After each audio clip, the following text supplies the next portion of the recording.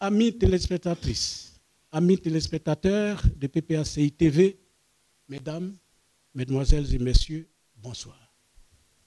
À situation exceptionnelle, disposition d'exception. L'élection du président de la République de Côte d'Ivoire est programmée pour le 25 octobre 2025. À cet effet, le Conseil constitutionnel a publié le 26 août une liste provisoire de 60 candidatures à la présidence ivoirienne. C'est une première dans notre pays. Selon les dispositions légales, le Conseil constitutionnel a jusqu'au 10 septembre pour livrer la liste définitive des candidats. Pendant ce temps, cette compétition annoncée suscite des débats enflammés et contradictoires. Dans cette ambiance, PPACI TV, la télévision numérique du Parti des peuples africains, Côte d'Ivoire, a décidé de mettre le pied dans le plat. Parlons-en.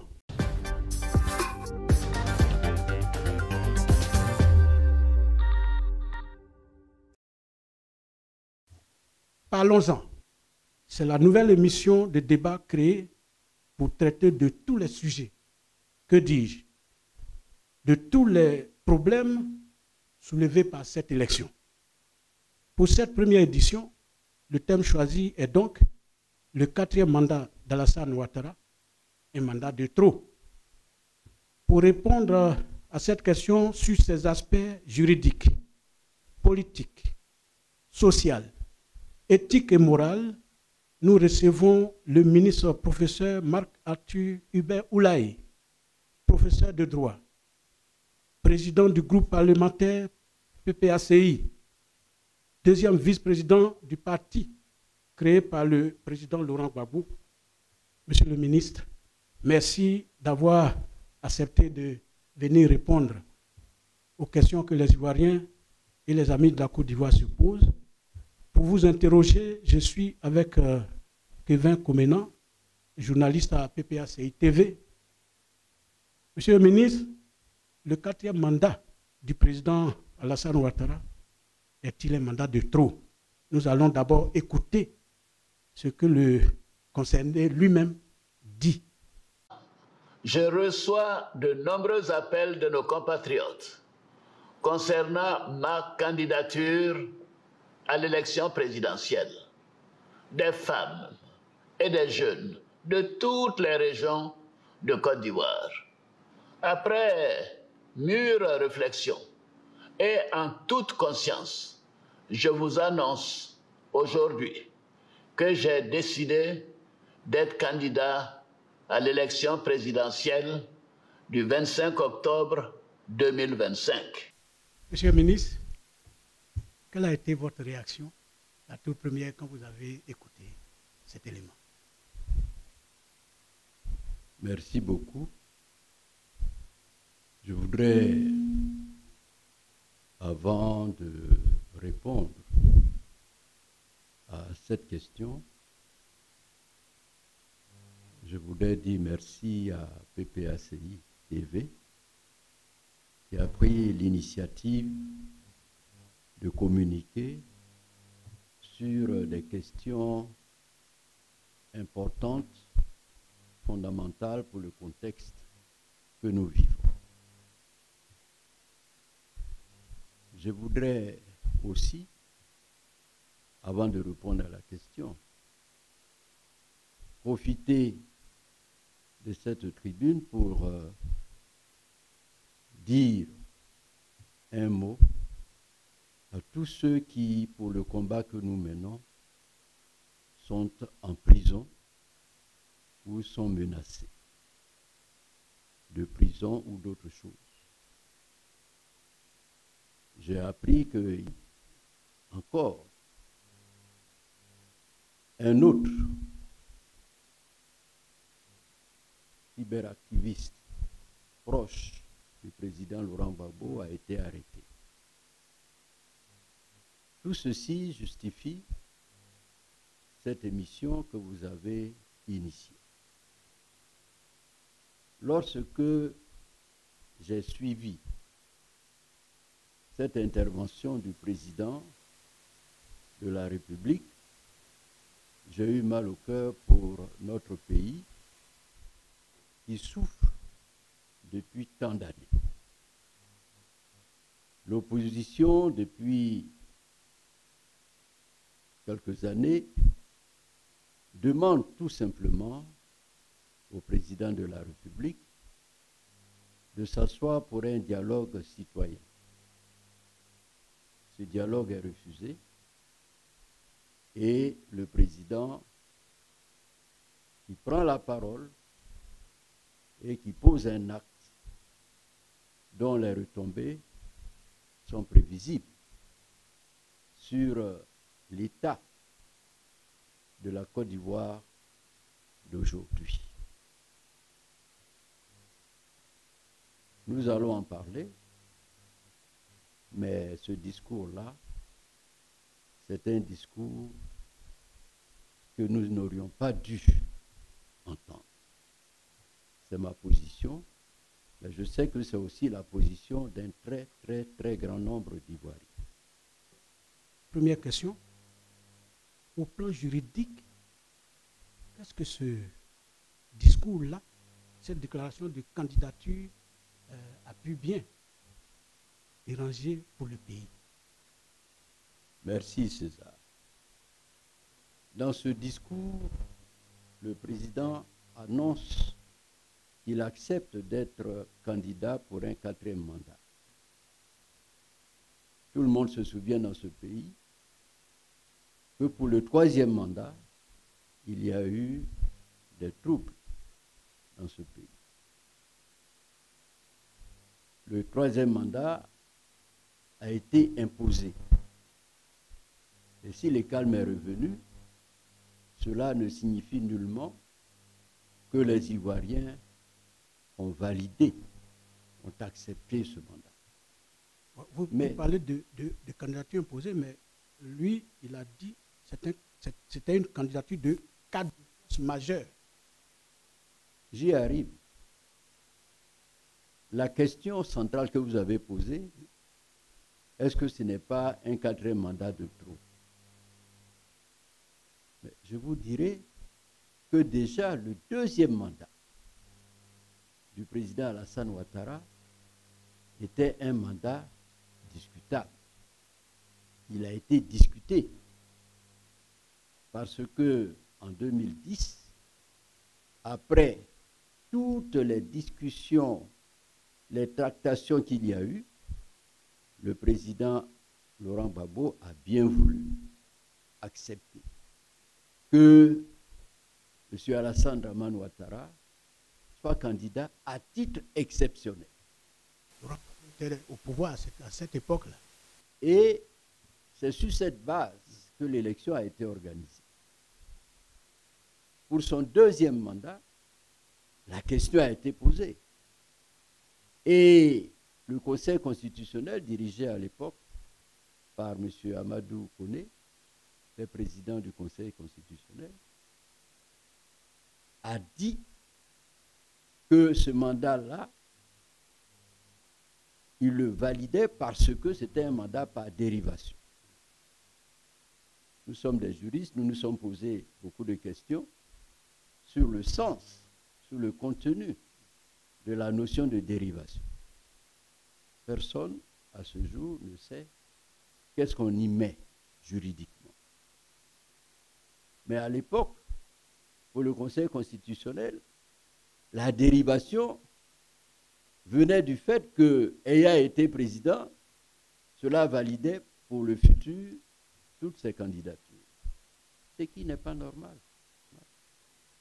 Donc déjà, pour le 2e mandat, il faut dire qu'il y avait discussion.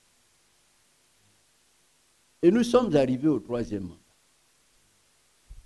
Le 3e mandat ne pouvait pas avoir lieu. Et l'opposition l'a exprimé par tous les moyens pour dire que le président Alassane Ouattara, qui terminait un 2e mandat, ne pouvait pas prétendre troisième mandat.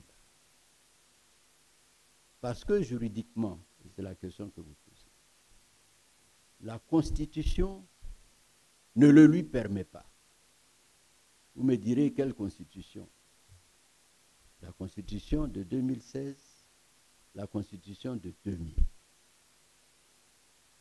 En 2016, l'article 55 reprend l'article 35 de la Constitution de 2000 et dit exactement la même chose. La candidature pour la présidentielle est valable pour un mandat, elle ne peut être autorisée pour un deuxième mandat. Voilà le sens, voilà le contenu de l'article 55 de la Constitution de 2016. C'est exactement le même contenu que l'article 35 de la Constitution de 2000. Alors, sauf que vos adversaires disent que l'article 55 de la nouvelle Constitution de 2016 remet à plat tout ce qui a été fait jusque-là.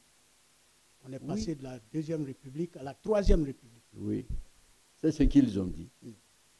Mais d'où est-ce qu'ils tirent cette argumentation? Moi, je vous mets au défi. Vous pourrez lire la Constitution de 2000 ou la Constitution de 2016. Nulle part il n'est inscrit que nous sommes dans une Troisième République. Nulle part il n'est inscrit que celui qui avait déjà effectué 2 mandats, eh bien, peut recommencer d'autres mandats sous l'égide de la Constitution de 2016. Voyez-vous, nos adversaires ont parlé de Troisième République. Jusqu'à présent, je me demande, j'ai fouillé tous les dictionnaires juridiques, je n'ai pas trouvé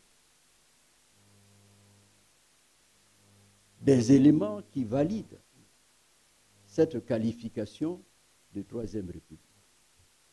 Est-ce qu'ils savent ce que c'est qu'une république? C'est la première question. Il y a au moins 2 types de gouvernements dans le monde. Vous avez le gouvernement de régime monarchique qui institue la royauté. Et vous avez en face le gouvernement de type républicain. Donc vous avez opposé la monarchie et la république. Il n'y en a pas d'autre. Ou bien vous êtes dans une monarchie, ou bien vous êtes dans une république. C'est tout. Nous, qu'est-ce que nous avons choisi? Oui. Nous avons choisi la république. Dans une république, le pouvoir n'appartient pas à une personne, il appartient à la population, au peuple.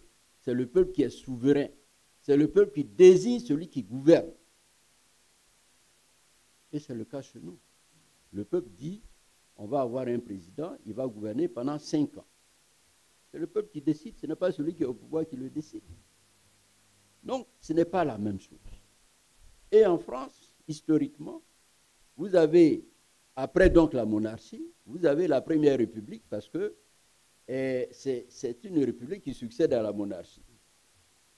Cette république est renversée plus tard par Napoléon.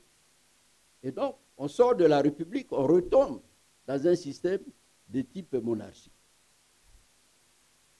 Et il y a une nouvelle république qui vient remettre cela en cause. Il y a le Second Empire qui vient. Donc, vous voyez, les espacements vont de la monarchie à la république, après à la monarchie ou à l'empire, après on revient à la république, jusqu'à la 4e république. La 4e république, il n'y avait plus de roi, mais le régime de Vichy, qui a gouverné la France, était un régime qui était, n'est-ce pas, j'allais dire, soutenu ou manipulé ou sous tutelle, n'est-ce pas, de l'Allemagne. Vous voyez. Donc, quand on sort de là, de la troisième, on tombe dans la quatrième. De la quatrième, on passe à la cinquième. On dira oui, mais de la quatrième à la cinquième, là aussi, il n'y avait pas de royaume. Bien sûr, il n'y avait pas de royaume. Mais on passe fondamentalement, n'est-ce pas, d'un régime sérieusement perturbé par le parlementarisme à un régime semi-présidentiel en France. C'est pour ça qu'on parle de république. Mais chez nous, qu'est-ce qui s'est passé? De 2000 à 2016, est-ce qu'on a changé quelque chose à la République? Le fondement de la République est le même. Le fondement, c'est le peuple. C'est le peuple qui a choisi de faire sa constitution en 2016 et qui y a mis ce qu'il veut.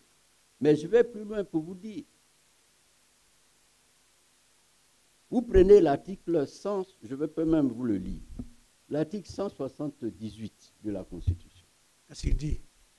Alors, l'article 178 dit ceci, en son alinéa 2,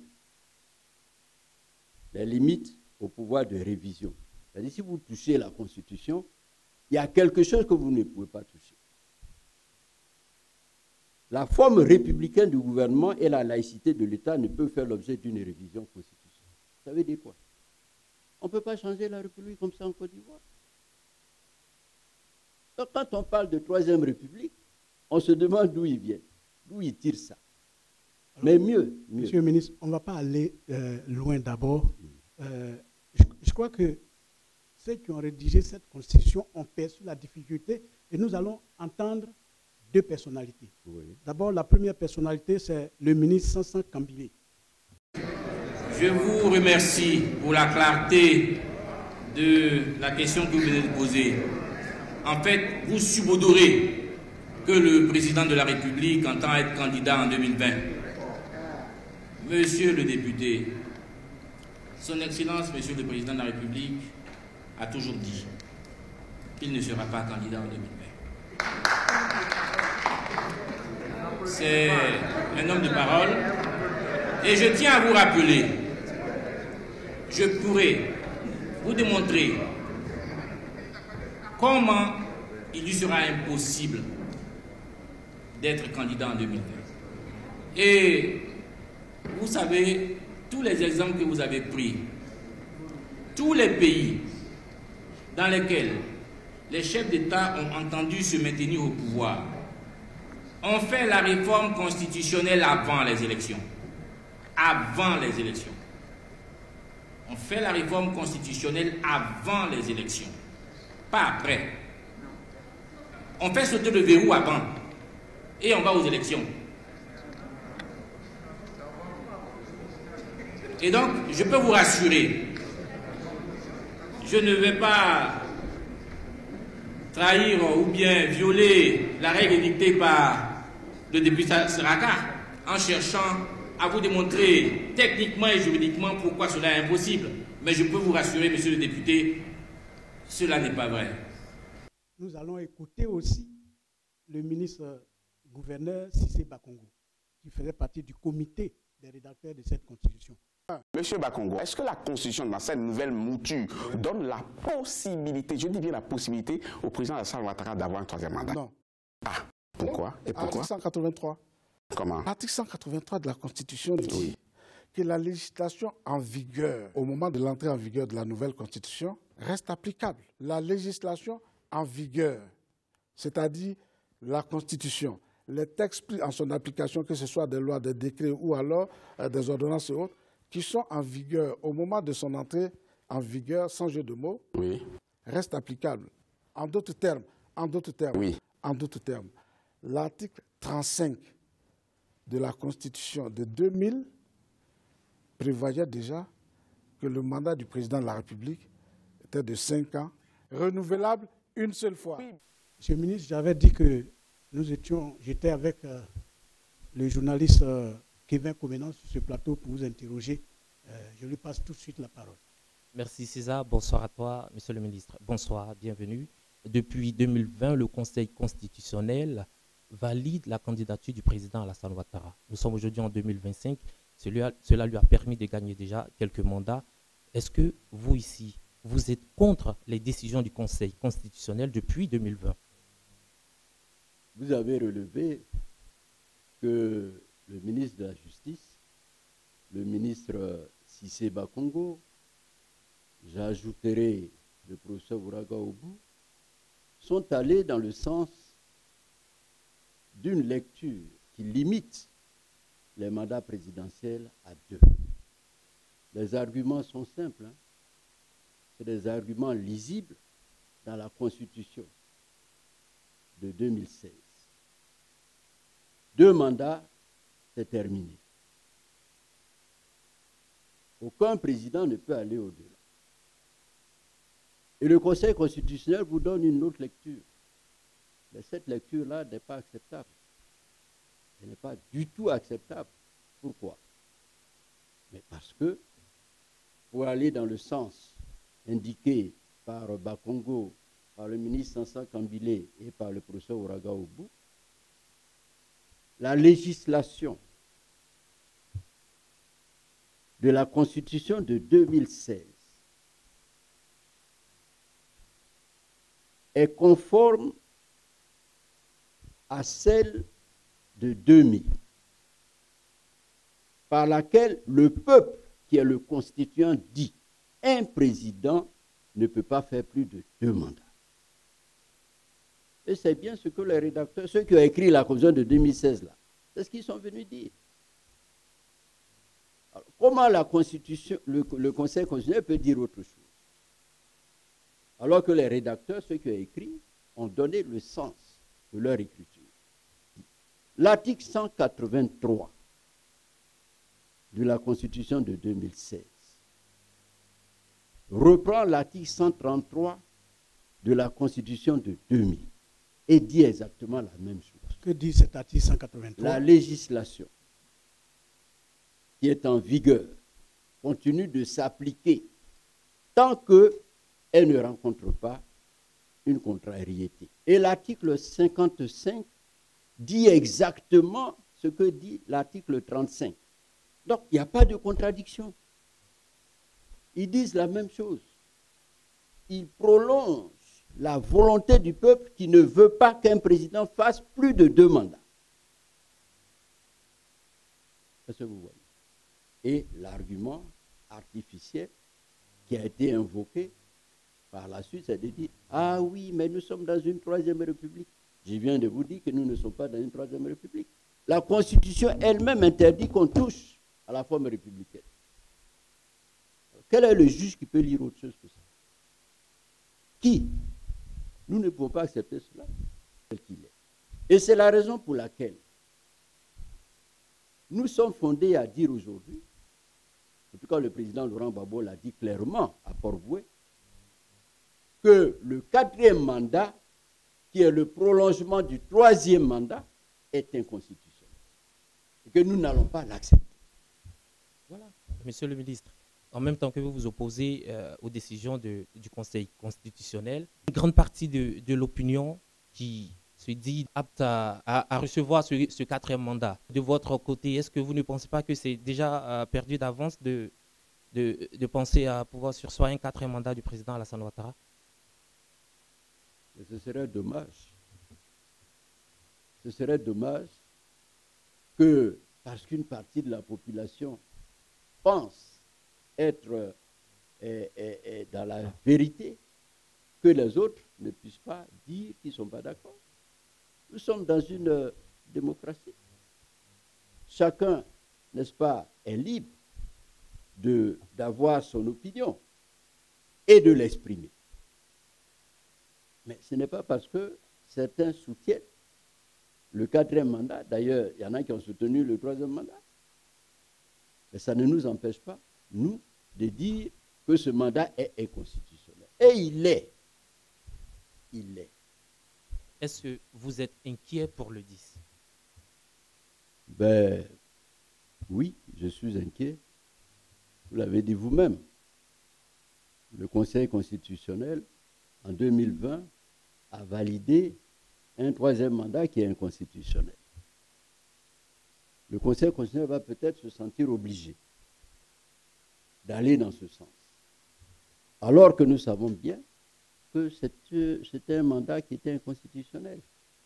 Et si nous reprenons, vous avez vu comment ce mandat est venu.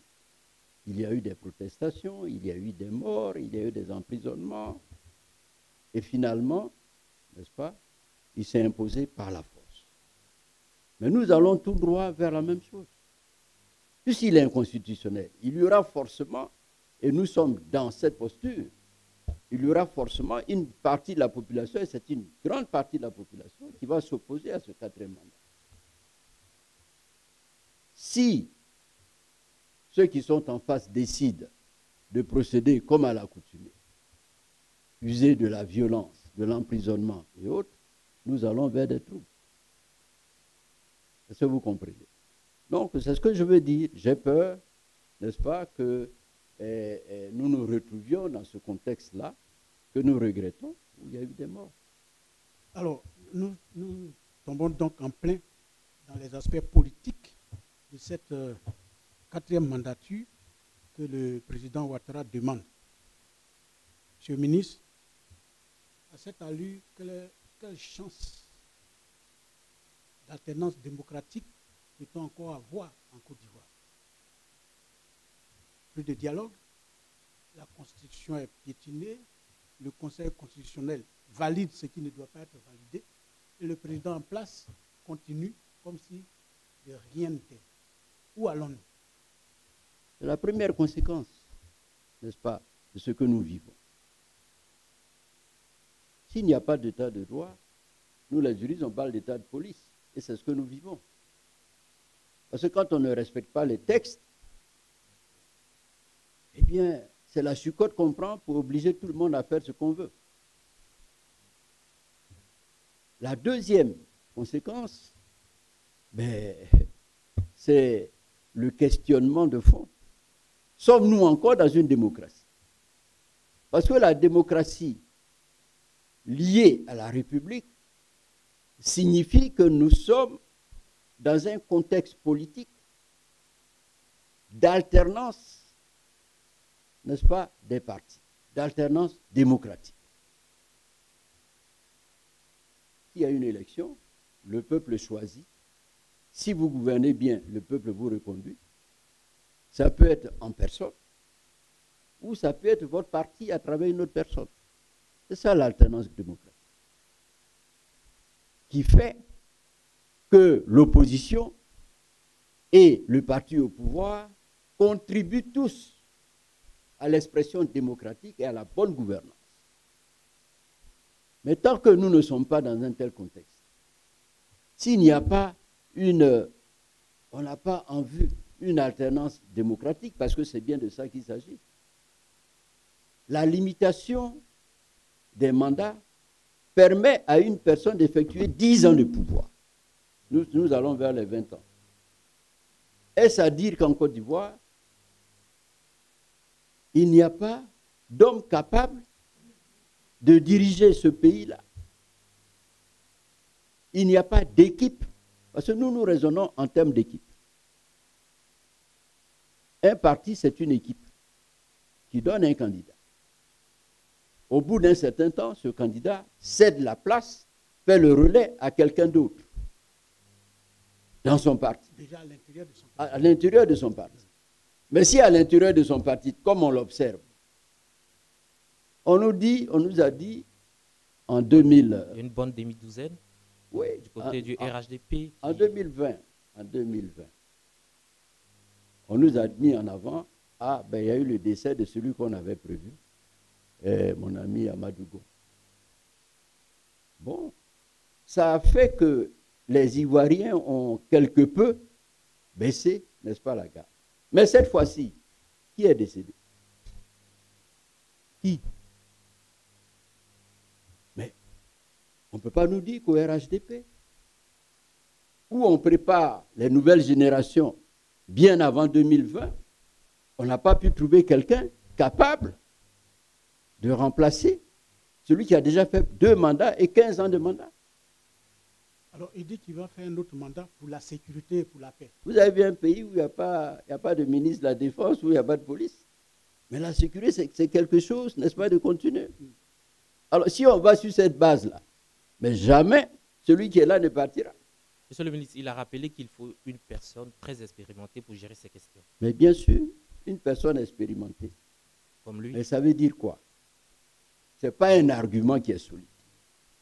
L'argument sur la base duquel on prétend à nouveau faire un quatrième mandat n'est pas acceptable. N'est pas acceptable. Donc, pour ajouter, monsieur le ministre, certains partenaires internationaux soulignent la stabilité et la paix qui règne en Côte d'Ivoire. Le président Alassane, pour eux, est le garant de cette paix et de cette stabilité. Est-ce que ce n'est pas le PPACI qui va pour ternir la démocratie en Côte d'Ivoire? Ah bon.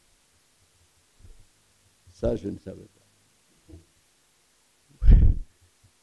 Garantir la paix en Côte d'Ivoire, je pense, nous avons fait 2 ans de pouvoir, de 2000 à 2002, avec le président Laurent Gbagbo, lorsque une rébellion soutenue par l'extérieur est venue déstabiliser la Côte d'Ivoire.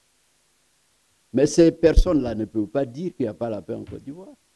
Si c'est eux qui déstabilisent, ça on peut l'affirmer, tout le monde le sait. Et ils vous reprochent de ne pas avoir été en mesure de protéger les Ivoiriens. Bon, vous voyez qu'un tel argument ne peut pas prospérer. Est-ce que vous voyez? C'est comme le voleur qui rentre dans votre maison et qui vous dit, mais vous n'avez pas fermé la porte. C'est votre faute alors, si on vous a volé. Lui, il n'est pas voleur. Mais lorsque vous ouvrez votre porte, il vient, il prend ce qui ne lui appartient pas et il s'en va. Et on l'applaudit. Non. Monsieur le ministre, moi, je ne peux pas accepter ça. Parce que, vous voyez, lorsque le président Laurent Gbagbo est arrivé au pouvoir, nous sommes toujours dans l'accord qui nous lie à la France, qui est un accord de défense. Un accord de défense. La rébellion est partie de l'extérieur. On a appelé la France, elle n'est pas venue. Elle ne peut pas nous dire que nous ne sommes pas en mesure de nous défendre. Mais pourquoi alors? Pourquoi alors? Pour renverser le président Gbagbo. Les hélicoptères, les avions, les militaires de l'ONU sont intervenus en Côte d'Ivoire. Ils ne sont pas capables de nous défendre. Pourquoi? Pourquoi? Ils auraient pu nous laisser avec les rebelles. Notamment en 2011.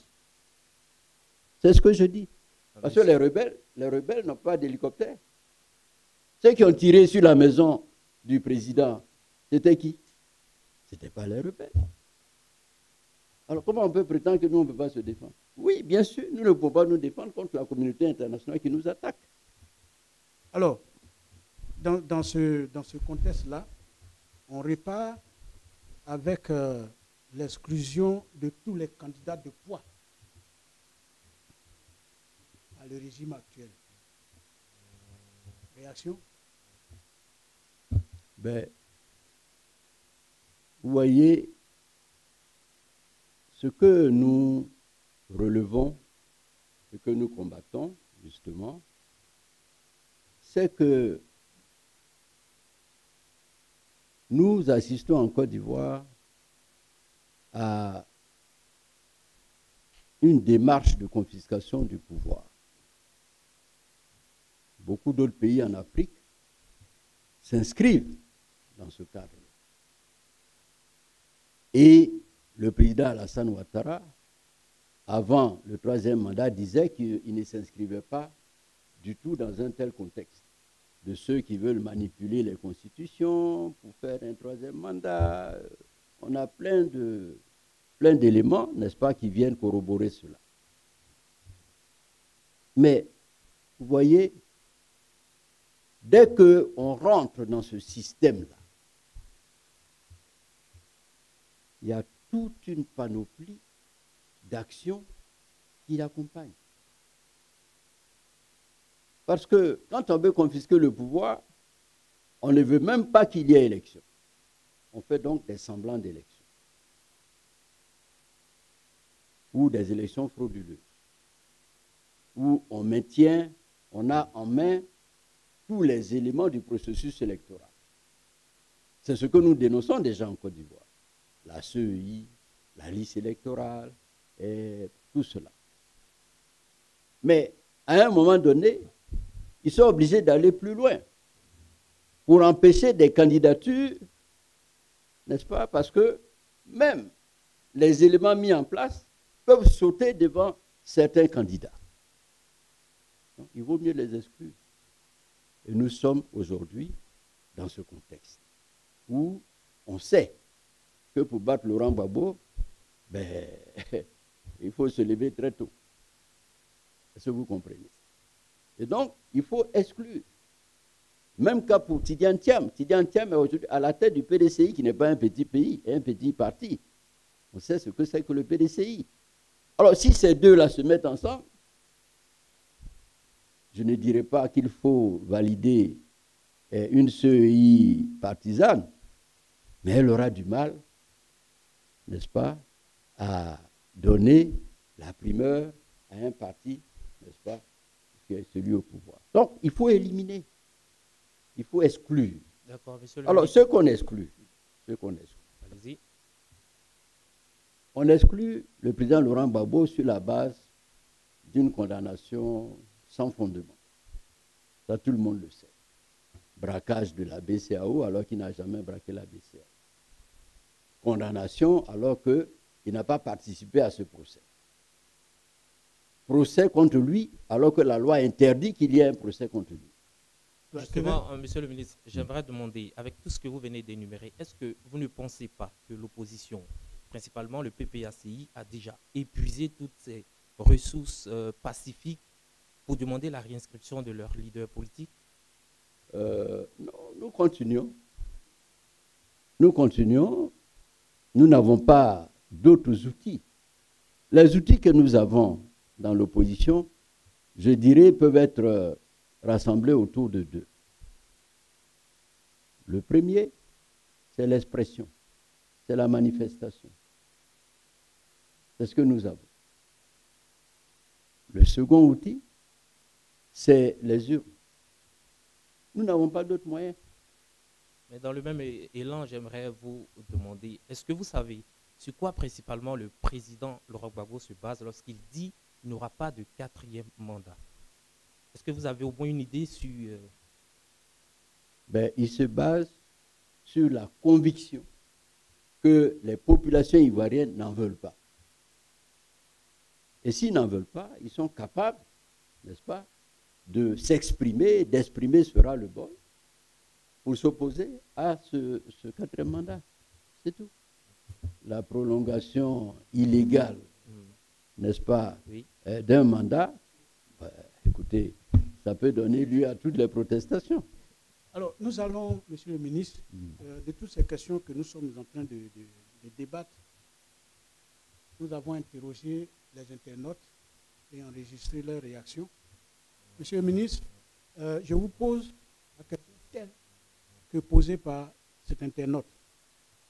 Beaucoup d'Ivoiriens estiment que les débats sur le 4e mandat détournent l'attention des vrais problèmes comme le coût de la vie, le chômage des jeunes ou l'état des écoles et des hôpitaux. Ne pensez-vous pas que l'opposition devait davantage se concentrer sur ses priorités sociales? Votre réaction? Je suis d'accord avec cela. Nous ne devrions même pas être en train de débattre sur une élection qui est parfaitement écrite dans la Constitution et qui dit que telle personne ne doit pas être candidat. Nous ne devrions pas. Mais nous sommes obligés, n'est-ce pas, de mener ce débat parce que en 2020, cette interdiction a été méconnue et nous sommes dedans. Est-ce que vous voyez? Autrement, lorsqu'on gouverne pour les populations. On gouverne pour que les populations soient traitées comme il convient. que la vie soit accessible à au moins la plus grande majorité. Que la santé également soit accessible. Que l'école soit à la portée de tous.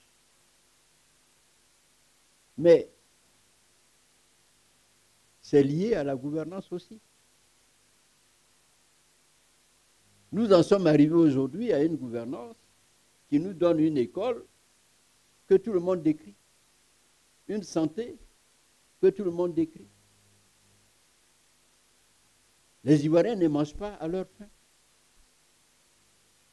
On nous dit qu'on construit des ponts. Oui, mais si je prends moi mon assiette et ma cuillère, si je vais gratter le goudron, je ne pourrai pas le manger. Voilà la réalité. Et c'est pour cela que le président Gbagbo a dit qu'il faut changer ce gouvernement-là. Parce qu'il ne règle pas les vrais problèmes des populations. Or, nous sommes dans un pays qui a la capacité de donner à manger à ses enfants, de donner une école de qualité à ses enfants, une santé, n'est-ce pas, qui compte. Mais si ce gouvernement-là, qui n'arrive pas à le faire, veut persister au pouvoir, qu'est-ce que nous faisons? Mais il faut protester, demander que les textes soient appliqués, et c'est ce que nous faisons. Vous estimez que le 4e mandat du président Ouattara est de trop et vous le critiquez, alors que le président Gbagbo revient lui aussi dans le jeu après avoir déjà gouverné pendant 10 ans. Est-ce que votre lutte et la durée du président Gbagbo au pouvoir ne sont pas antinomiques? Est-ce que ce n'est pas contradictoire? Alors, c'est une très bonne question, parce que les gens entretiennent la confusion dans l'esprit des Ivoiriens. Le président Alassane a commencé à gouverner en 2011. Et il gouverne depuis, je rattache à la question de notre ami, sans la présence d'un membre de l'opposition dans son gouvernement. Celui qui choisit librement ses ministres. Il gouverne tranquillement. Et nous n'avons suscité aucune rébellion contre ça. Donc il gouverne librement.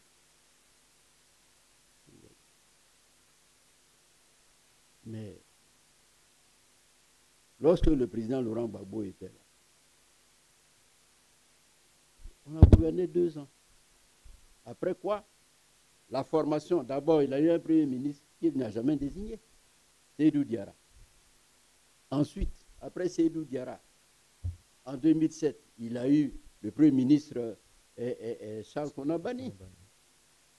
Vous avez vu un gouvernement où on vous impose un premier ministre? Vous avez vu ça? Mais alors, quelle est la part du président Gbagbo? Quelle est la part de ce gouvernement de transition dans la gestion de la Côte d'Ivoire? Mais n'oubliez pas que pendant que ça se faisait, le pays était toujours divisé en 2. N'est-ce pas? Alors, comment on peut comparer des choses qui ne sont pas comparables? Maintenant, oui, il est resté au pouvoir pendant 10 ans. Mais c'est parce que la première élection qui devait intervenir devait l'être en 2005. C'est eux qui ont empêché l'élection. Et elle a dû être repoussée jusqu'en 2010. Parce que les rebelles occupaient le territoire. Et la Constitution dit, tant que le territoire est occupé, on ne peut pas faire d'élection. Il faut même remercier le président. Parce que même en 2010, il continuait d'occuper le territoire. Il aurait pu dire, mais le territoire est toujours occupé. Il a dit, OK, pour la paix, pour sauver la Côte d'Ivoire, je vais accepter, on va aller aux élections comme ça. Monsieur le ministre, les Ivoiriens semblent tellement vous écouter que vous avez lancé 2 mots d'ordre qui semblent avoir pris. Il y a eu d'abord trop c'est trop, et puis il y a eu cette alliance stratégique qu'on appelle le front commun. Sur trop c'est trop, je vais demander à la réalisation de nous donner les premières images. Mobilisation extraordinaire des membres de la coordination du mouvement Trop c'est trop du district d'Abidjan et Ceinture, des démocrates, patriotes et citoyens épris de justice était ce samedi 30 août au siège du parti. Ils sont venus prendre part à la cérémonie de présentation officielle de la branche opérationnelle de ce mouvement dirigée par Damana Adia Pikas. Jeunes, hommes et femmes n'ont pas voulu rater cette occasion de dire non à la forfaiture. Attention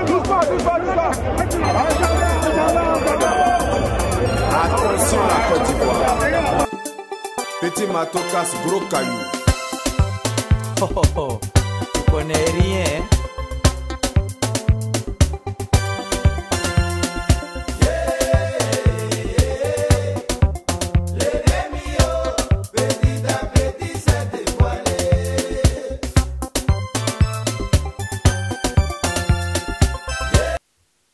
Monsieur le ministre, comment se portent ces deux mouvements aujourd'hui?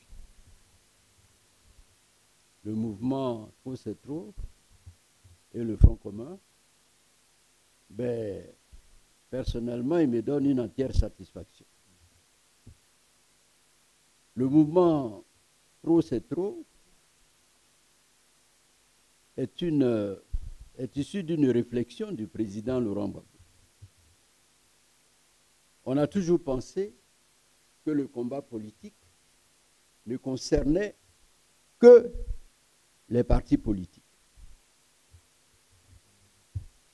Lorsqu'il a lancé l'appel de Benoît, beaucoup ont réagi et ont donné le sentiment que le président ne s'adressait qu'au seul parti politique.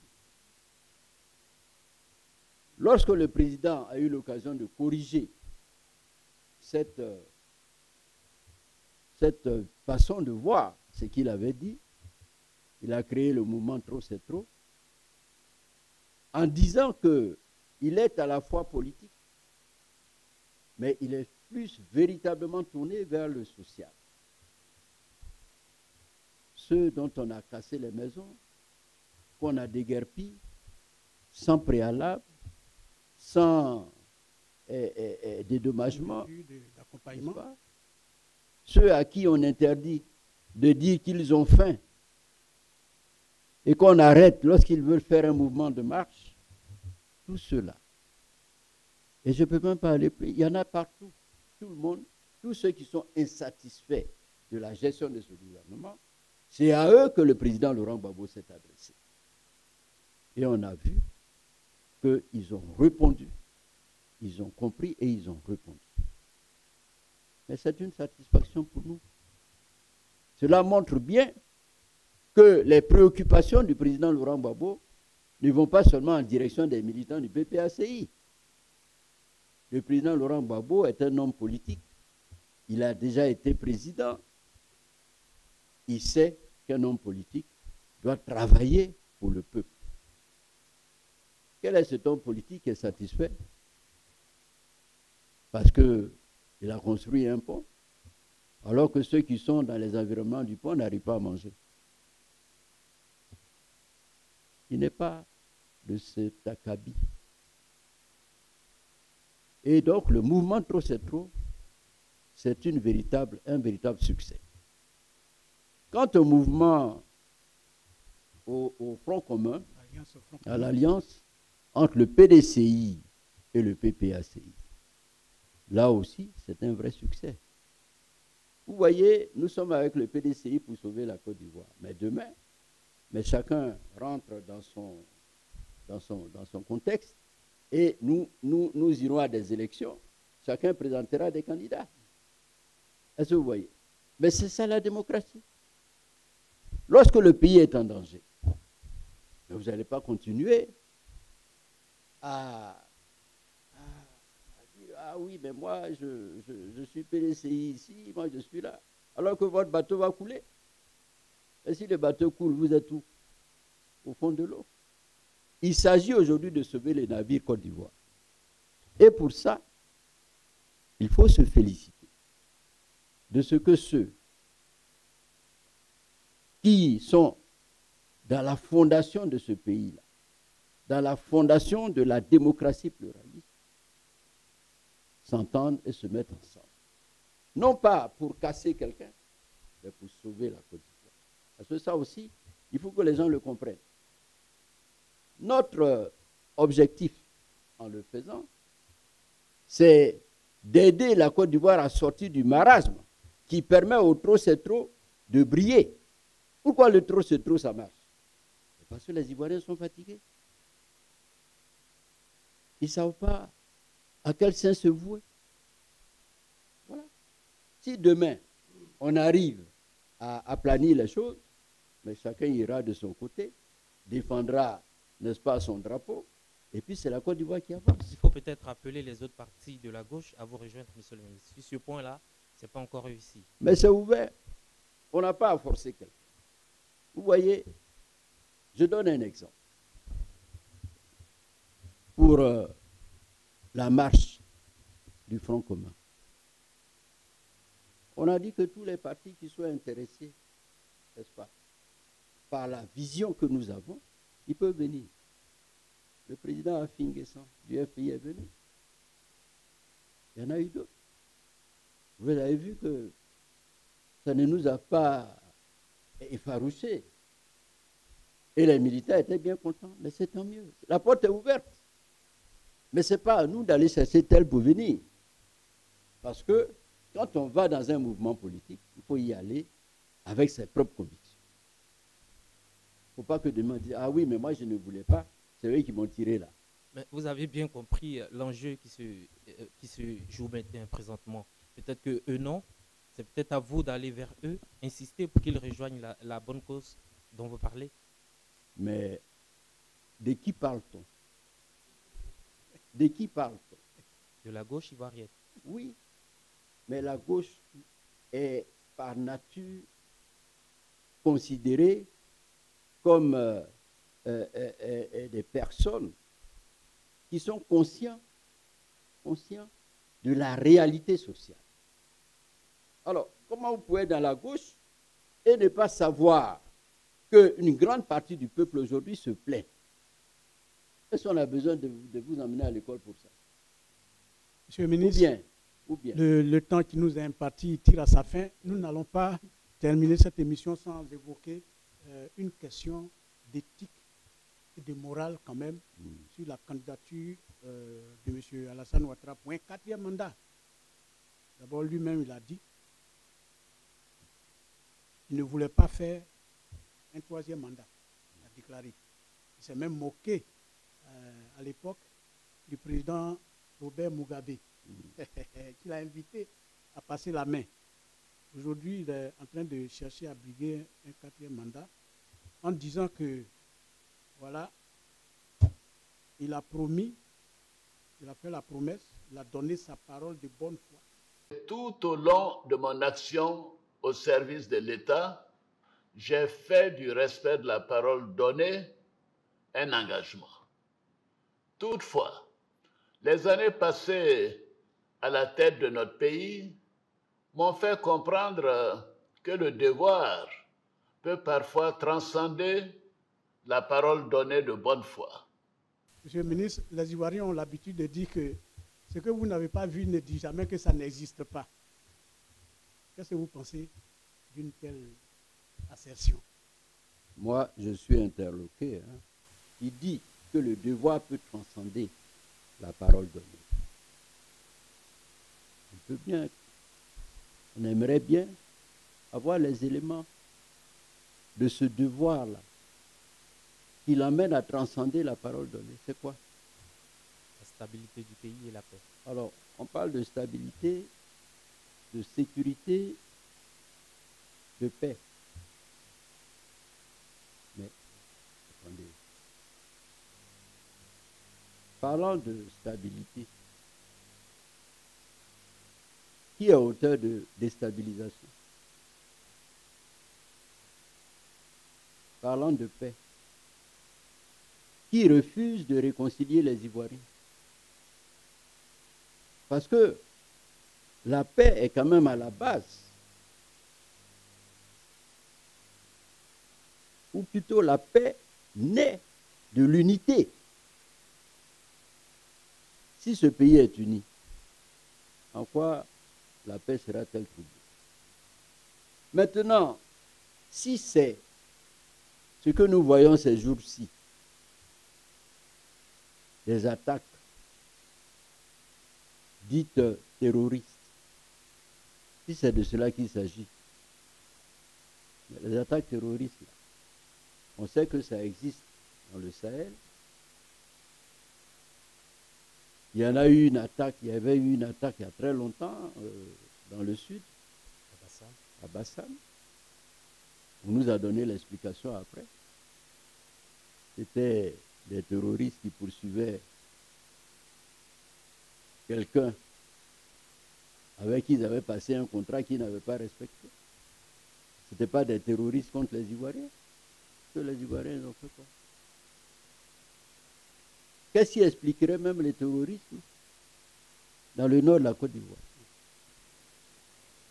Parce qu'il faut qu'au moins nous ayons cette explication.